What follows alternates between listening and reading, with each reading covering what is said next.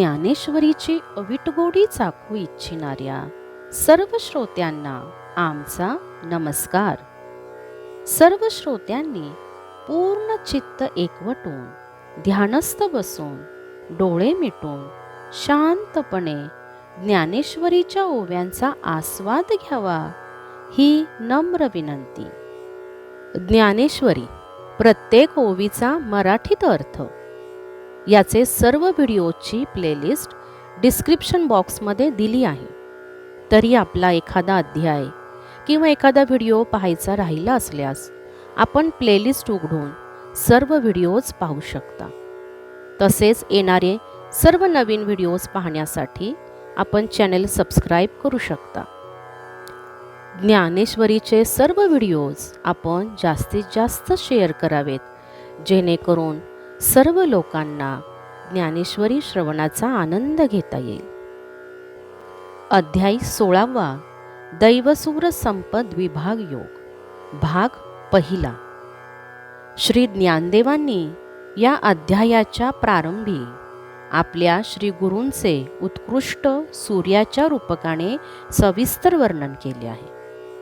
ज्याप्रमाणे व्यवहार सृष्टीतील सूर्य जसा व्यवहार सुरळीत होण्यासाठी दररोज उदय आणि अस्त पावतो, त्याप्रमाणे ज्ञानरूपी श्री गुरु निवृत्तीनाथ हे सूर्य असून ते शिष्याच्या चित्तात उदयास आले म्हणजे मायारूपी रात्रही नाहीशी होते आणि त्यास हे सर्व जग मिथ्या आहे असे वाटू लागते आणि एक आत्मवस्तू सत्य आणि प्रकाशमान आहे आणि तेच जीवाचे स्वरूप आहे हा बोध होतो. ओवी क्रमांक 1. मावळवीत विश्वाभासू नवल उदयला चंडाशू अद्वयाब्जी निविकाशू वंदो आता जो अविद्या राती रुसोनिया गिळी ज्ञानाज्ञान चांदनिया जो सुदिनू करी ज्ञानिया स्वबोधाचा जेने विवळतिये सवळे लाहोणी आत्मज्ञानाचे डोळे सांडिती देहाहंतेची अविसाळे जीव पक्षी लिंग देह कमळाचा पोटी वेचतया चित भ्रमराचा बंदी मोक्षु जयाचा उदयला होय शब्दाची आसकडी भेद नदीच्या दोही थडी आरडाते विरह वेडी बुद्धी बोधू. श्री ज्ञानदेवांनी श्री सद्गुरूला ज्ञानरूपी सूर्याची उपमा देऊन रूपक केले आहे. ते म्हणतात, विश्वरूपी आभास नाहीसा करून अद्वैत स्थितीरूपी कमलाचा विकास करणारा असा श्री गुरु आश्चर्यकारक सूर्य म्हणून उगवला आहे. त्या ज्ञानरूपी सूर्याला म्हणजेच श्री गुरु निवृत्तीनाथांना माझा नमस्कार असो. जो गुरुरूपी सूर्य अज्ञानाच्या रात्रीचा नाश करून ज्ञान आणि अज्ञान रूपी चमचमणाऱ्या चांदण्या नाहीशा करतो आणि ज्याच्या उदयाने ज्ञानी पुरुषांना आत्मबोधाचा शुभ दिवस वाटतो, ज्याच्या प्रभात काळी जीवरूप पक्षांचे आत्मज्ञान नेत्र प्रकाशित होऊन ते देहभावाची घरटी सोडून बाहेर पडतात, ज्या श्रीगुरुरूपी सूर्याचा उदय झाला असता वासनात्मक लिंग देहरूपी कमळाच्या कोशात बंदीत अडकलेला जीव चैतन्यरूपी भ्रमर होऊन मुक्त होतो. भेदरूपी नदीच्या काठावर बुद्धीला मोह पाडणाऱ्या शास्त्रादिकांचा विसंगतपणा हीच अडचणीची जागा. त्या जागेत एकमेकांच्या वियोगाने वेडी होऊन बुद्धी आणि बोध हेच कोणी चक्रवाक पक्षी ओरडत बसले आहेत. तया चक्रवाकांचे मिथुन सामरस्याचे समाधान भोगविजोचित गगन भुवन दिवा जेणे पाहालिये पहाटे भेदाची चोरळी फिटे रिघती आत्मानुभव वाटे पांथिक योगी जयाचेनी विवेक किरण संगे उन्मेक सूर्यकांत पुणगे दीपले जाळी ती दांगे संसाराची जयाचा रश्मी पुंजू निबरू होता स्वरूप उखरी स्थिरू ये महासिद्धीचा पुरू मृगजळाचा ते जो प्रत्यक बोधाचिया माथया सोहमतेचा माध्याणी आलिया लपे आत्मभ्रांती छाया आपण पातळी. अशा या बुद्धी बोधरूपी चक्रवाक पक्षाच्या जोडप्याला ऐक्याचे सुख जो भोगवितो म्हणजे बुद्धीची बोधाची भेट घडवून आणतो, तसेच जो सद्गुरू सूर्य चैतन्यरूपी आकाशाच्या घरात लावलेला जणू दिवाच आहे. ज्या गुरुरूपी सूर्याने प्रकाशलेल्या पहाटेच्या वेळी भेदबुद्धीची अंधारी चोरवेळ संपवून योगमार्गाचे साधक आत्मानुभवाच्या वाटेने बिनधोक निघतात. ज्या ज्ञानसूर्याच्या विवेकरूपी किरणांच्या स्पर्शाने वृत्ती ज्ञानरूपी सूर्यकांतमणी प्रदीप्त होऊन ज्याच्या ठिणग्या संसाराची जंगले जाळून टाकतात, ज्या गुरुकृपारूप सूर्याचा प्रखर किरण समूह ब्रह्मस्वरूपरूपी माळ जमिनीवर स्थिर झाला असता महासिद्धीच्या मृगजळाचा पूर लोटतो, म्हणजे महासिद्धी प्राप्त होतात. पण जो शिष्याच्या आत्मबोधाच्या मस्तकावर सोहम भावाच्या माध्यान काळी म्हणजे श्री गुरु सूर्य तळपू लागला, म्हणजे स्वरूप विषयक भ्रांती छाया शिष्याच्या आत्मानुभवरूपी पायाखाली पडते. तेव्हा विश्व स्वप्नासहिते कोण अन्यथा मती निद्रेते, सांभाळी नुरेची जेथे मायारती. म्हणोनी अद्वय बोध पाटणी तेत महानंदाची दाटणी, मग सुखानुभूतीची घेणी देणी मंदाओ लागती. किंबहुना ऐसेसे मुक्त कैवल्य सुदिवसे, सदा लाहिजे का प्रकाशे जयाचेनी. जो निजधाम व्योमीचा राओ, उदयलाची उदयजत खेओ, फेडी पूर्वादि दिशांसी ठाओ उदो वस्तूचा. न दिसने दिसने नसी मावळवी, दोही झाकिले ते सैंग पालवी. काय बहु बोलो ते आगवी उखाची आनी. आणि त्यावेळी जर मायारूपी रात्रच उरत नाही, तर विश्वाचा भास स्वप्नासहित विपरीत ज्ञानरूप निद्रेचा कोण सांभाळ करणार, त्यांना कोठे ठाव मिळणार. म्हणून त्या अद्वैत ज्ञानरूप नगरात ब्रह्मानंदाची रेलचेल होते आणि मग त्या आनंदाबुवाची देवघेव मंदावयास लागते. फार काय सांगावे, श्री गुरुरूपी सूर्याच्या प्रकाशाने कैवल्य मुक्तीच्या शुभ दिवसाचा निरंतर लाभ घडतो. जो श्री गुरु सूर्य आत्मस्वरूपरूपी आकाशाचा राजा आहे, तो आपल्या स्वरूपाने नित्य उगवलेलाच आहे, परंतु त्याच्या उदयाक्षणीच तो पूर्वादी दशदिशांसह उदयी अस्ताचे नाव उरू देत नाही. समजणे आणि न समजणे हे ज्ञान विज्ञानाचे दोन्ही व्यवहार ज्या स्वरूप ज्ञानाच्या आधारावर चालतात, ते ज्ञान यथार्थपणे प्रकट झाले असता त्या प्रातःकाळाची अलौकिक थोरवी आहे. तिचे वर्णन शब्दांनी अशक्य आहे. तो अहोरात्रांचा पैलकडू, कोणे देखावा ज्ञान मार्तंडू. जो प्रकाश विन सुरवाडू प्रकाशाचा, तया चित्सूर्या श्री निवृत्ती. आता नमो म्हणती पुढत पुढती, जे बाधका येई जतसे स्तुती बोलाचिया.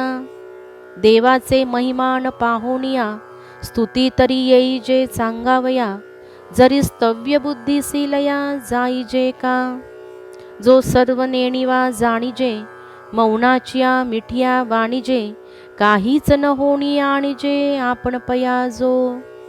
जया तुझिया उद्देशासाठी, पश्यंती मध्यमा पोटी. सुनी परेसी ही पाठी वैखरी विरे. जो रात्र आणि दिवस या सापेक्ष भावापलीकडचा असा तो ज्ञानसूर्य कोणाच्या ज्ञानाचा विषय होणार. ज्याच्या स्वरूप प्रकाशापुढे प्रकाशित असा दुसरा कोणताही पदार्थ नाही, असा तो केवळ स्वयंप्रकाश रूप आहे. श्री ज्ञानदेव म्हणतात, असे चैतन्य भास्कर जे निवृत्तीनाथ महाराज, त्यांना माझे वारंवार नमन असो. यापुढे त्यांच्या स्वरूपाची स्तुती करणे म्हणजे ती शब्दाच्या बाधकतेला प्राप्त होईल. गुरूंचा महिमा पाहिला असता स्तवन करणारा स्तव्य बुद्धीसह एकजीव होईल, तरच स्तुती चांगली होईल. अर्थात जेव्हा स्तव्य, स्तविता आणि स्तवन ही त्रिपुटी श्री गुरूंच्या स्वरूपात लयाला जाईल, तेव्हाच श्री गुरूंच्या महात्म्याला शोभेल अशी स्तुती होईल. जो सर्व लयाचाही साक्षी किंवा प्रकाशक आहे, त्याच्या स्वरूप वर्णनाविषयी मौन धारण करणे हीच ज्याची खरी स्तुती होय, आणि जो स्वतः लय पावलेल्या जीवासच अनुभवाने कळतो. ज्या तुमच्या स्वरूपाची स्तुती करू पाहणारी वैखरी वाणी पश्यंती आणि मध्यमा वाणीच्या पोटात प्रवेश करून परावाणीसह लय पावते. तया तू ते मी सेवकपणे लेववी बोलके या स्तोत्राचे लेणे, हे उपसाहावेही म्हणता उणे अद्वयानंदा. परिरंके अमृताचा सागरू, देखील या पडे उचिताचा विसरू. मग करू धावे पाहुणेरू शाखांचा तया. तेथ शाकूही किरबौत म्हणावा, तयाचा हर्ष वेगूची तो घ्यावा. उजळोणी दिव्य तेजा हातीवा, ते भक्तीची पहावी. बाळा उचित जाणणे होय, तरी बाळपणाची के आहे. परी साचची येरी माये म्हणोनी तोषे. हागा गावरसे भरले, पाणी पाठी पाय देता आले. काय म्हणितले परते सर. हे अद्वयानंद गुरुमूर्ती, मी सेवकपणाचा भाव मनात कल्पून शाब्दिक स्तोत्राच्या अलंकाराने आपणास सजवीत आहे. ते आपण गोड मानून घ्या असे म्हणणे वस्तुतः न शोभणारे आहे. हे अद्वितीय आनंद आपणाला उणेपणा आणणारे आहे. अमृतसागराचे दर्शन एखाद्या दरिद्री माणसाला झाले असता तो जसा बावरून जातो, औचित्याने भान विसरून त्याच्या स्वागताप्रित्यर्थ भाजीपाल्याचा पाहुणचार करण्याची घाई करतो. त्याच्या आनंदाचा आवेश पाहून तो भाजीपाल्याचा पाहुणचारही मोठा म्हणावा लागतो. किंवा सूर्याला निरांजनाने ओवाळले असता प्रत्यक्ष उपचाराकडे लक्ष न देता कर्त्याची भावना जाणून घेणे उचित असते. बालकाला जर योग्य अयोग्य काय ते कळले तर मग बालपणच कोठे आहे. परंतु त्याची जन्मदात्री आई त्याच्या असमंजस बोलण्यानेही समाधानी होतेच की नाही.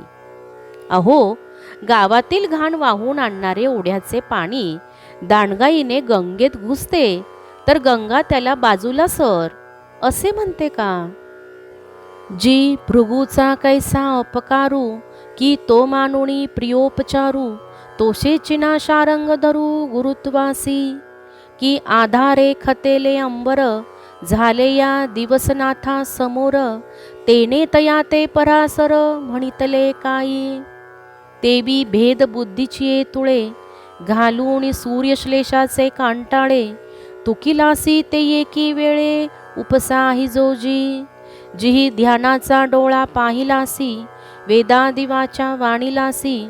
जे उपासिहिले तयांसी, ते आम्हीही करी. परी मी आजी तुझ्या गुणी, लांचावलो अपराधून गणी. भलते करी परी अर्धधणी, नुठी कदा. महाराज, भृग ऋषींनी लाथ मारण्याचा केवढा मोठा अपराध केला, पण तो लत्ता प्रहार गुरुप्रसाद मानून भगवंतांनी संतुष्ट होऊन ते प्रसाद चिन्ह म्हणून हृदयावर धारण केले नाही काय? किंवा काळोखाने गच्च भरलेले आकाश सूर्यासमोर आले असता सूर्याने त्याला बाजूला सरक असे म्हटले आहे का? त्याप्रमाणे तुमच्या स्वरूपाच्या ठिकाणी नसलेला भेद उत्पन्न करून त्या भेदबुद्धीने तराजूच्या एका पारड्यात सूर्य आणि दुसऱ्यामध्ये तुमास घालून वजन करू गेलो, त्याची हे गुरुराया मला क्षमा करावी. ज्यांनी ध्यान समाधीच्या द्वारे तुम्हाला डोळ्यांनी पाहिले, ज्या वेदवाणीने तुमचे स्तवन केले, ते आपण जसे सहन केले तीच दृष्टी माझ्याविषयी असावी आणि मला क्षमा करावी. तुमचा अखंड गुणगौरव करावा याची मला अत्यंत आवड किंवा सवय लागली आहे. म्हणून आपण तो अपराध मानू नये, कारण माझी गुणवर्णन करण्याची इच्छा पूर्ण झाल्याशिवाय येथून मी अर्धपोटी कधीही उठणार नाही. मिया गीता येणे नावे, तुझे पसायामृत सुहावे, वाणू लादलो ते दुणे नथावे, दैवले दैव. माझिया सत्यवादाचे तप, वाचा केले बहुत कल्प, तया फळांचे हे महाद्वीप पातली प्रभू. पुण्ये पोशिली असाधारणे, तिये तुझे गुण वानने, देऊणी मज उत्तीर्णे झाली आजी. जी जीवित्वाच्या आडवी, आतुडलो होतो मरण गावी, ते अवदसाची आगवी फेडिली आजी. परंतु मी गीता नावाचे आपले प्रसादामृत सेवू लागलो, ते माझे दैव आपल्या यशोवर्णनामुळे दुप्पट उत्कर्षाला पावले. हे गुरुराया, माझ्या वाणीने अनंत कल्पे सत्यभाषणाचे तपाचरण केले. त्याचे हे अफाट फळ म्हणूनच मला या गीतारूप महाद्वीपाचा लाभ झाला आहे. मी लोकोत्तर पुण्यकर्माचे आचरण केले, त्या पुण्याईने मला आपले गुणवर्णन करण्याचे हेच फळ देऊन तीही माझी ऋणमुक्त झाली आहे. मी देहबुद्धीमुळे जीवदशेच्या अरण्यात गुंतून जन्म मृत्यूच्या कसाट्यात अडकलो होतो. ती दुर्दशा आज तुम्ही नाहीशी केली. जे गीता येणे नावे नावानिगी, जे अविद्या जिनोनी दाटुगी, ते कीर्ती तुझी आम्हा जोगी वानावया झाली. पै निर्धना घरी वाणी वसे, महालक्ष्मीची येऊणी बैसे, तया ते निर्धन ऐसे म्हणो ये काही. का अंधकाराची ठाया, दैवे सूर्य आलिया, तो अंधारुची जगायया प्रकाशुनो हे. जया देवाची पाहता थोरी, विश्व परमाणुही दशान धरी, तो भावाची ये सरोबरी नव्हेची कोई. तैसे मी गीता वाखाणी, हे खपुष्पाची तुरंबणी, परी समर्थे तुवा शिरयाणी फेडिली ते. म्हणून तुझे प्रसादे, मी गीता पद्ये अगाधे, निरूपीन जी विशदे ज्ञानदेव म्हणे. जी गीता या नावाने प्रसिद्ध आहे, जी गीता अविद्येला जिंकून सामर्थ्यवान झाली आहे, ती तुमची कीर्तीच आम्हाला वर्णन करण्याजोगी झाली आहे. असे पहा, एखाद्याच्या घरी सहज कौतुकाने महालक्ष्मी येऊन बसली तर त्याला दरिद्री म्हणता येईल काय? किंवा अंधाराच्या जागी सुदैवाने सूर्य पाहुणा म्हणून आला तर तो अंधारच या जगाला प्रकाश होणार नाही का? ज्या परमात्म स्वरूपाचे महात्म्य पाहू गेलो तर हे विश्व मातीच्या कणा इतके सुद्धा भरत नाही. तो भावभक्तीच्या सामर्थ्यावर भक्ताच्या भावाकरिता कोणते रूप धरणार नाही. त्याप्रमाणे मी गीतेवर टीका अथवा व्याख्यान करावे ही वस्तुतः आकाश पुष्पाचा सुगंध घेण्यासारखी असंभवनीय गोष्ट आहे. परंतु तुम्ही समर्थांनी ती इच्छा पुरविली. श्री ज्ञानदेव म्हणतात, आपल्या प्रसादाच्या कृपेने गीतेच्या सखोल गंभीर श्लोकांचा अर्थ अगदी स्पष्ट, सुगम आणि साधा करून विवरण करीन.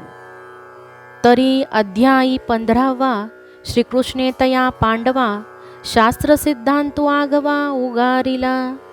जे वृक्षरूपक परिभाषा, केले उपाधिरूप आशेषा, स्वद्वैते जैसे दोषा अंगलीना. आणि कुटच तुझो अक्षरू, दाविला पुरुष प्रकारू, तेने उपहिताही आकारू चैतन्या केला. पाठी उत्तम पुरुष, शब्दाचे करुणी मीश, दाविले चोख आत्मतत्व. आत्मविषयी आंतुवट, साधन जे अंगदट, ज्ञान हेही स्पष्ट चावळला. आता मागील 15व्या अध्यायात श्रीकृष्णांनी अर्जुनाला एकंदर सकल शास्त्र सिद्धांत उलगडा करून सांगितला. जसे एखाद्या उत्तम जाणकार वैद्याने रोग्याच्या अंगात मुरलेल्या आजाराची चिकित्सा करून अचूक निदान करावे. तसे वृक्षाचे रूपक योजून अनादि अनिर्वचनीय माया या उपाधीच्या संबंधाने त्रैलोक्य रचनेचे स्वरूप सांगितले आणि विश्वाचा जीवात्मा जो अक्षर पुरुष त्याचीही लक्षणे सांगितली. त्याच्या उपाधीनेच चैतन्य साकार झाले आहे.